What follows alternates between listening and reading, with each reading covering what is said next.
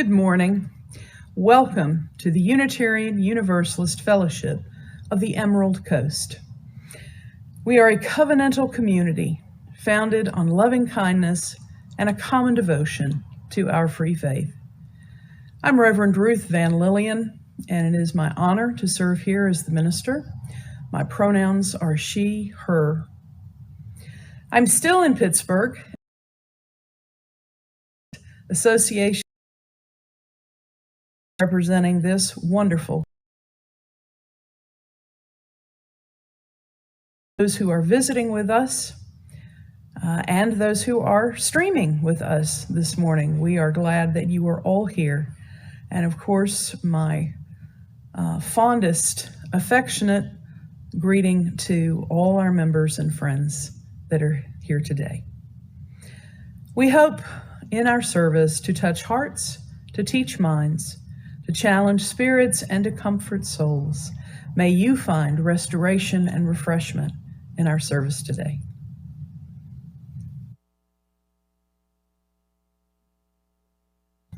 Good morning. Good morning again. My name is Josh Ashley, and I'll be your service leader this morning. This is UFEC. At our best, we strive to be a welcoming community, to enrich each other through our diverse backgrounds, to be willing to be changed by each other's presence and life experiences. You'll find more information about Unitarian Universalism on the back of your order of service. Announcements are also listed in the order of service.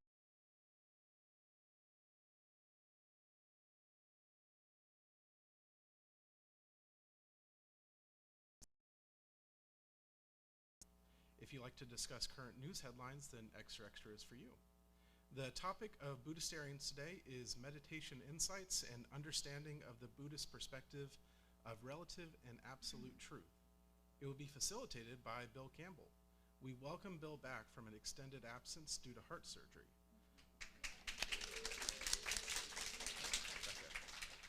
We're glad that he is continuing his recovery and is able to be with us today. And now Cecile will lead us in the prelude.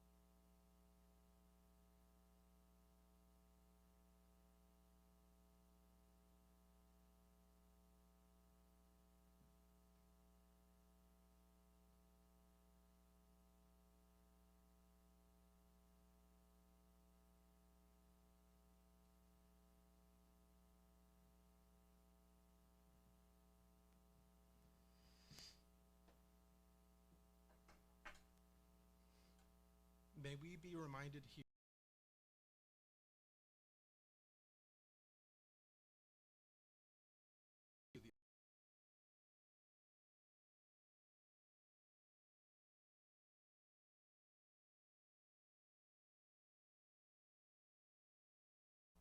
and to each other. Please rise in body or spirit for hymn number 114, Forward Through the Ages. You'll find the words in your blue hymnal as well as on the screen behind me.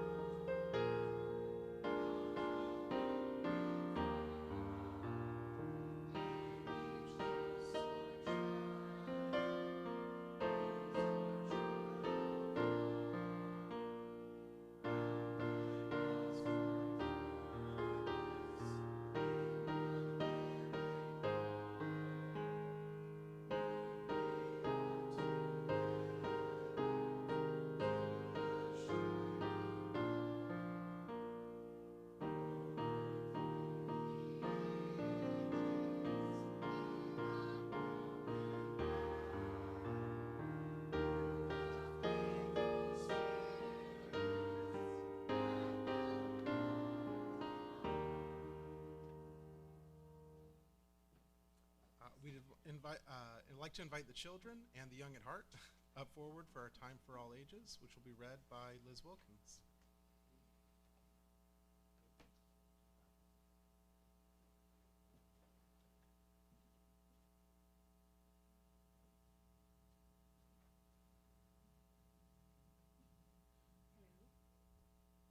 Is this thing on? Hello. Hi guys. How's it going? It's good to see you here today. I was curious if you guys know of any national holidays we have during the summer months. Can you guys name any of them? What? 4th of July? Anything else? What about Juneteenth? Have you heard about Juneteenth? Yes? Awesome. So it's only been a national holiday for 2 years now, and it marks the anniversary of the end of slavery in Texas, more than 2 years after the President Lincoln's Emancipation Proclamation. So I'm going to read Juneteenth for Maisie by Floyd Cooper.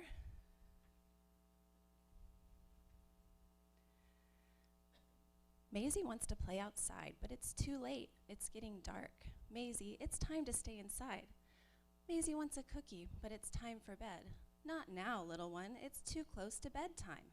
Maisie wants to stay up late, but she's too little. Bedtime's the rule, sweet girl. Why so grumpy, Sugar Bear? Asks Dad. I can't go where I want, have what I want, or do what I want, answers Maisie.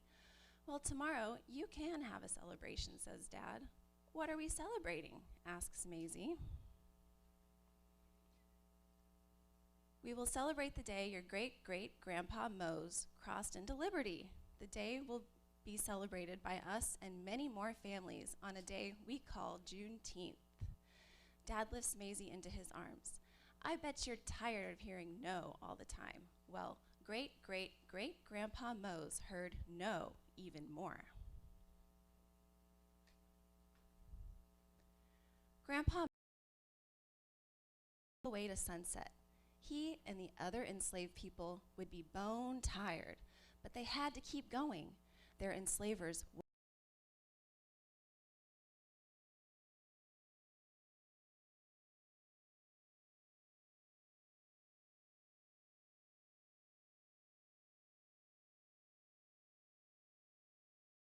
some slaves ran north to freedom, following a bright star in the sky.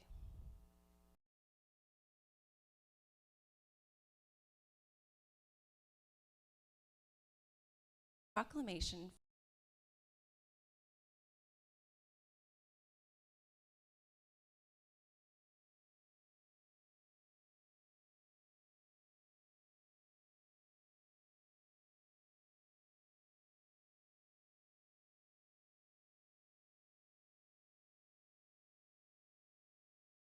and dance.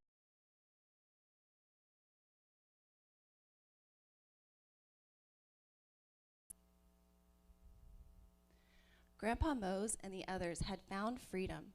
They continued to work, but this time they were paid for their hard work. So they worked and they saved, and they never forgot the moment they heard, the moment that changed their lives forever. But things weren't perfect. Black people still struggled to stand shoulder to shoulder with white people. They still weren't treated as equals. It wasn't easy, but they never gave up, and every year on Juneteenth, they remembered. They marched for jobs, they lobbied for schools and the right to vote. They shouted for opportunity.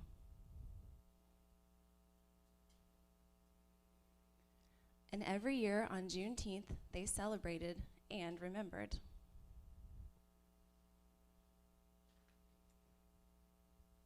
They learned and they grew. They forgave.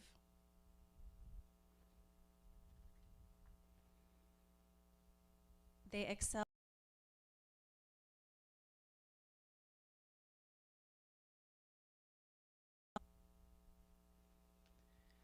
Now, sweet Maisie, it's your turn to celebrate, just like great-great-grandpa Mose.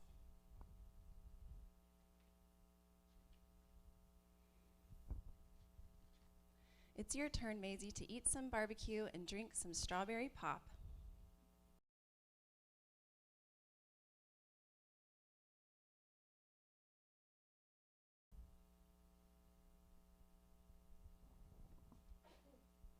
And to remember. Right, that's the end of our story.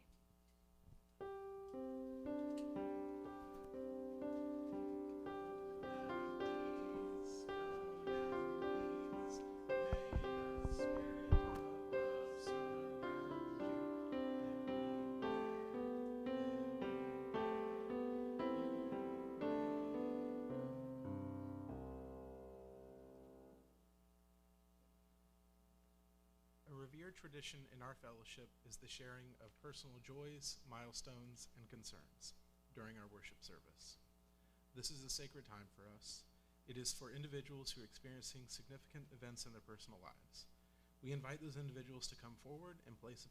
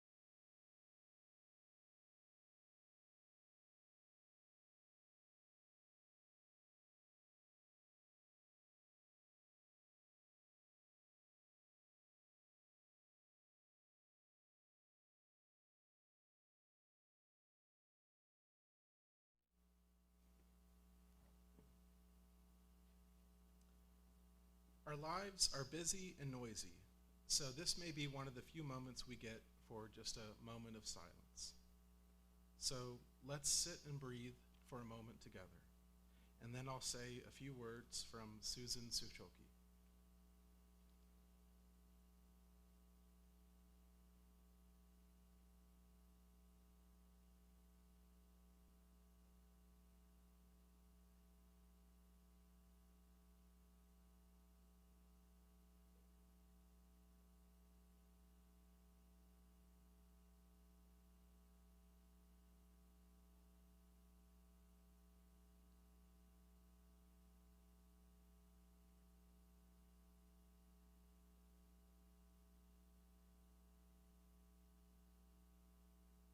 We do not grasp. Sometimes we are humbled by this knowledge, seeing, hearing, experiencing, wonderful around and in me. Sometimes, O merciful Spirit, and suffering removed from us, grant us. Sometimes we are angered by this aim of justice and compassion. If it be within our power, give us the strength and ability to right the wrongs. For we do not, nor does any person in the world, deserve this. Sometimes we are made joyous by this knowledge, and we say, Spirit of life, who blesses our world, we rejoice and cheer for our glorious life. Sometimes we are made curious by this knowledge and say, holy and inexplicable is this life. I have no idea what happened or how it happened, but somehow, some way, something changed, and I am free to explore new ways of being. Please always let me continue to search for the unknown in myself and in others. We'd like to invite the greeters to come forward. All cash and undesignated checks will be split with our Share the Plate recipient for the month of June, PFLAG Niceville. PFLAG Niceville serves the LGBTQ+ community within our region, ranging from Destin, Fort Walton Beach, Crestview, Pensacola, and beyond. We're one of the few PFLAG chapters within a pretty wide geographic region, and they meet monthly here. I forget which day it is, and I didn't write it down. Does anyone know? Second Sunday in the evening here within the sanctuary. Each meeting covers a range of topics provided by attendees and facilitators, and all members and allies of the community are welcome to join.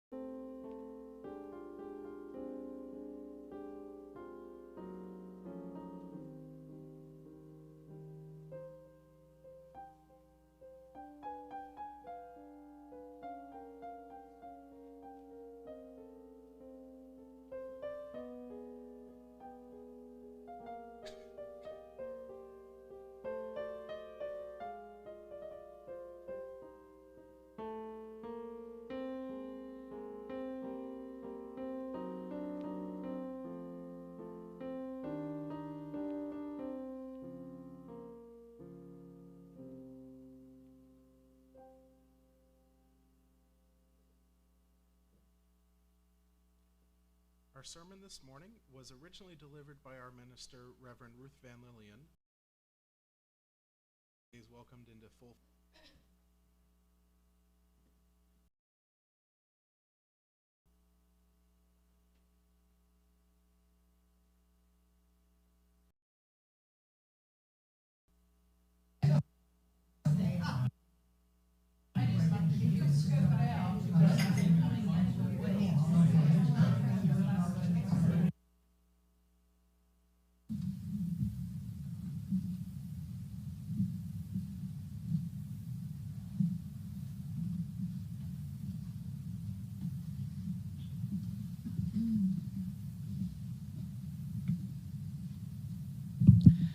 Our lives are busy and noisy, and so this is an opportunity for a few moments of silence.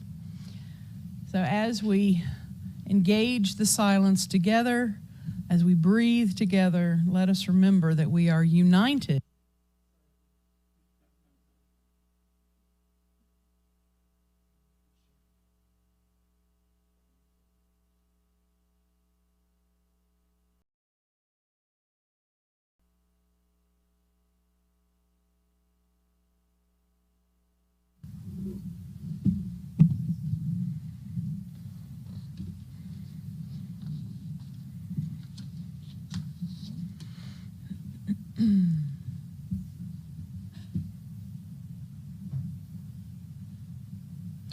Moon, he cried, and laughed with glee. Liam was not quite walking yet, and as I lifted him from the car seat into my arms, he looked up into the clear night sky and pointed at the silver orb hanging there. His cry of delight echoed the laughter of billions of human beings over the millennia, whose initial encounter with the mysteries of the universe was their first clear view of the startling beauty of Earth's closest neighbor. We who are made of the dust of stars have an instinctive attraction to the points of light in the great dark dome over our heads. Not long after that, a towel dispenser in the public restroom. He called them magic doors and magic towels. For a while in his mystery, there was still joy and wonder, but now he discovered the rush of power. My little boy fancied himself capable of mastering this magical world. Every available button was closely examined, and Bill and I struggled to keep our little sorcerer's apprentice from pushing the bright red candy-like buttons which summon emergency personnel. I realized that I must create a protocol for elevator emergencies in case we were ever separated in a tall building. I told him that if he ever found himself alone on the elevator, to push button number 1. I promised him I would be waiting on the first floor, no matter how long it took. Just push button number 1, and he would find his way to me.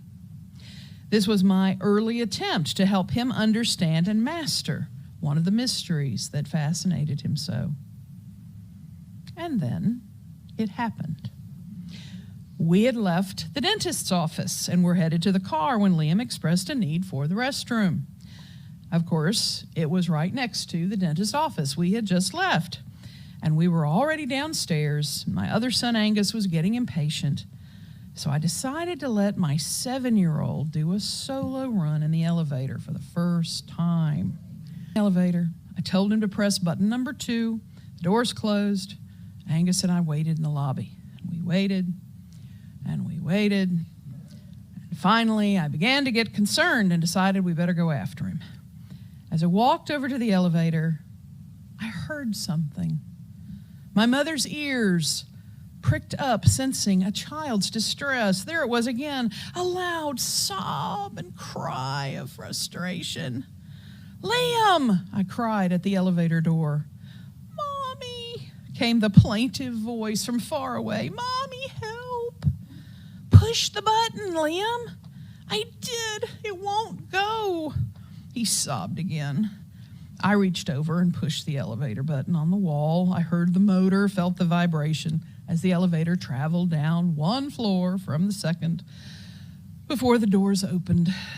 And then there was my beautiful child in tears, and he rushed into my arms, frightened and defeated by the mystery he had been so in awe of. "Mommy, I pushed and pushed the button like you told me it wouldn't move. I couldn't make it go." "Oh, baby, what button did you push?" "It's like you told me." It worked the first. Always press number 1. On the first floor. Tight. Very short shortly, he mastered the elevator, and he came to understand some of the mechanics of elevator doors and motion sensors, the mysteries we live with every day and take for granted. They are not really mysterious anymore, and so they no longer inspire awe and wonder in us. We just get annoyed when they don't work right. Mostly, we just don't notice them. I mean, there's nothing like running into a glass door that doesn't open when you expected it, right? But otherwise, we don't think. Our brains are wired to gather data and search for patterns. From within the womb, our little ears are hearing the voice of mother filtered through muscle and bone and recognizing the tone through muscle and bone and recognizing the tones, the pauses, inflections in her voice. When we are born, she sounds familiar, and babies quickly recognize that voice as mom. From then on, every moment of our lives, we are perceiving information through our senses, comparing it to previous data for pattern recognition, and responding to it accordingly. We seek constantly to learn and to understand what we experience. Curiosity is part of our very being. It is hardwired.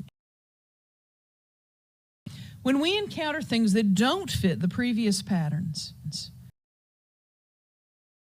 prior experience, we respond with greater curiosity and wonder. We wonder, what is this? What does it mean? How does it work? Where does it come from? How do I interact with it? We Unitarian Universalists understand that wonder is at the heart of our spiritual lives. We place great value in scientific knowledge, and the wealth of that knowledge gives us important tools with which to interpret our universe and our experiences in it.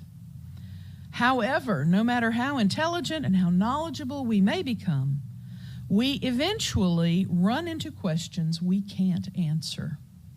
There are questions no one can answer definitively. And as we encounter these questions again and again, we reconnect with the mystery and wonder of the unknown. If we are not careful, we will limit our experience of wonder only to the next scientific challenge. And this is self-defeating. If wonder is limited only to that which cannot be explained yet, then wonder is lost when the explanation is discovered. It's not enough to wonder about the unexplained. The first source of our free faith is our experience of the transcending mystery and wonder which moves us to a renewal of the spirit and an openness to the forces which create and uphold life. It's here in the front of our hymnal, right under the principles. To reduce that experience to a cycle of question to explanation, to question to explanation, is to miss the renewal and the openness of our life experiences. I am a sex educator, and I'm proud of it. I have thought of adding that to my business card, Reverend Ruth Van Lillian, minister, sex educator. It sounds interesting, doesn't it? Long before I trained as a facilitator for the Unitarian Universalist Sexuality Education Program, Our Whole Lives, I was asked at the age of 21 to fill in as an instructor for the junior high boys sex ed class through a community education program. Armed with a script and a slideshow, I marched in and began fearlessly to present the basics of sexual reproduction and the physical changes of puberty, while the teacher sank down in her desk in the back of the room. 30 pairs of eager and embarrassed eyes stared at me throughout. And when we finished the slideshow, I took the initiative to pass out index cards and invited them to write any question they had about sex. I assured them I would answer any question to the best of my knowledge. Anything. As I began to read through the questions, the teacher sank lower in her chair.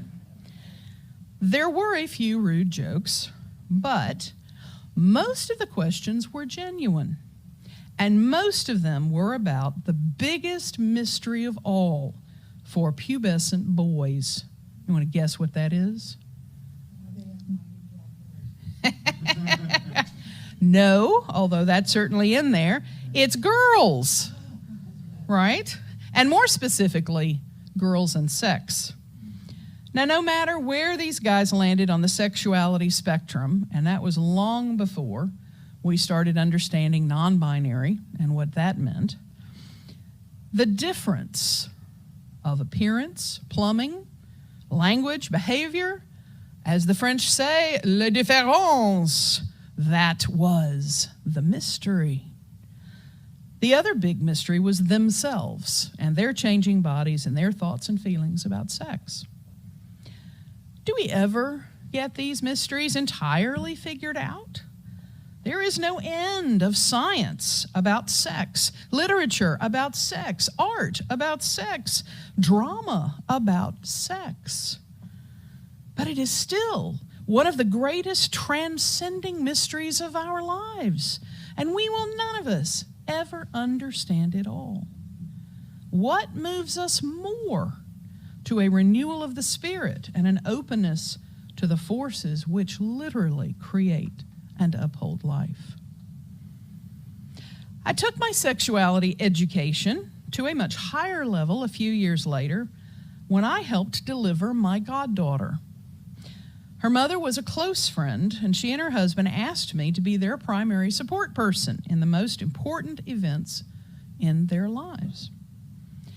I attended all the labor coaching classes. I kept my own little overnight bag packed.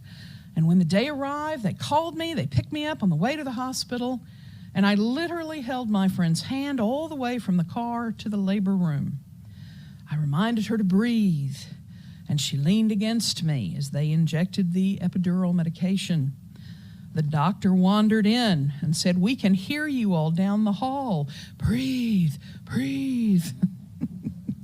I took my place in my surgical gown by the business end of things through the whole process, and I watched as the baby's head crowned, as my goddaughter Kirkland came forth into the world.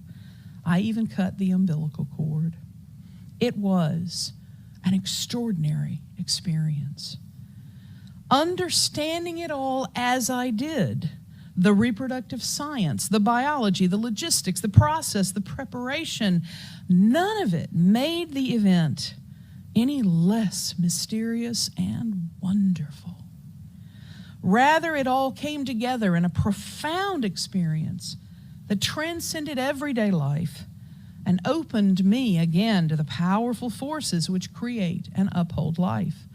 No surprise that I enjoy the British TV show Call the Midwife so much. One of the greatest things we offer in Unitarian Universalism is a fearless blending of faith with knowledge. We really have little use for belief that does not stand up to scrutiny, but always and only for ourselves. In other words, your beliefs are only to be processed, wrestled with, and understood by you, and mine by me. And we can learn from each other's questions, struggles, and answers, and they do not have to align. We need not fear anyone's judgment. Therefore, we need not fear any knowledge which might otherwise unravel the belief system we lean on. Everything I have learned so far about physics leaves plenty of room for the existence of a divine presence in all things. But the very same information may leave some of you utterly convinced that no such divine presence exists.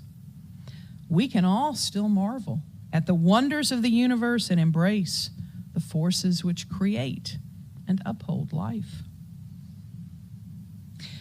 Actually, scientific knowledge and comprehension can enhance our renewal of the spirit. A friend of mine is diabetic. And one morning some years back, he woke up and he could see nothing out of his left eye. He knew a lot about diabetes by that point, and he knew that many diabetics lose their eyesight. He woke his wife to tell her, quite calmly, that he was blind in his left eye. I guess the diabetes caught up with me, he sighed in resignation. Well, I still have one eye that works. She stared at him for a few seconds and said, get dressed, we're going to the hospital. It was a retinal bleed, and it had happened, and had it happened 20 years earlier, he would indeed have lost the vision. Fortunately, there are now procedures and pharmaceuticals which can repair the damage and prevent additional bleeds. I'm profoundly grateful that he had the good fortune to be going blind at a time when modern medicine can sometimes make the blind to see.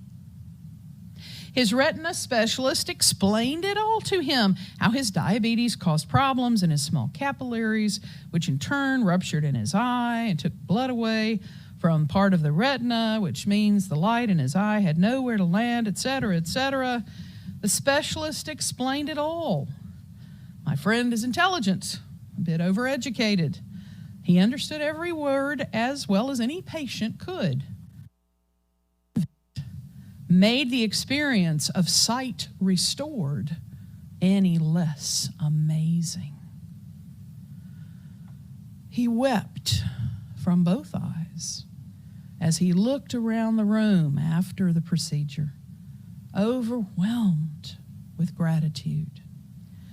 The crisis of lost vision kept him open to the forces which create and uphold life. And the wonder of his personal recovery moved him to a profound renewal of the spirit.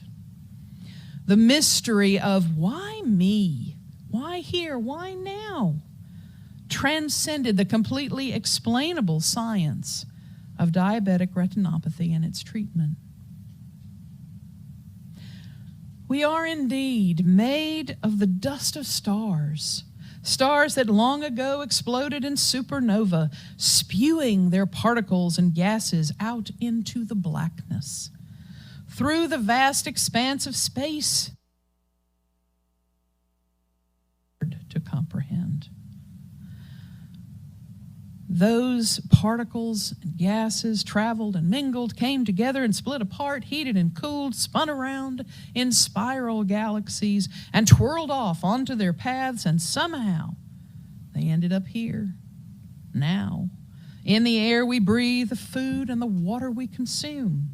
The atoms and molecules of that stardust continue to make our bodies work, our brains think, and our hearts love. There is still plenty of mystery out. We continue to open ourselves to the forces which create and uphold life, and thereby experience daily is that. Amen. Shalom. Blessed be. Would you take your gray hymnal and turn to number 4?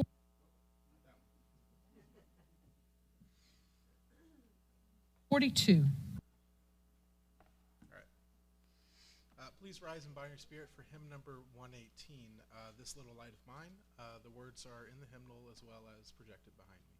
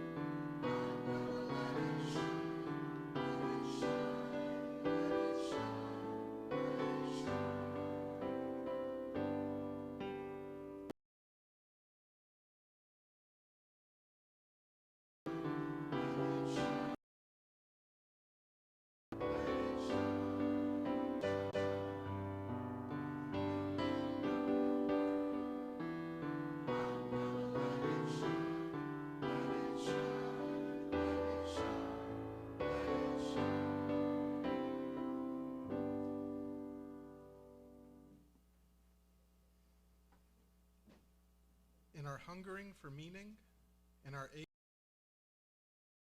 yearning for justice, of finer days, may we and gather our strength. May each of us proclaim, as one of God's spies, the graceful power of life and love, and so may we live in hope. Amen.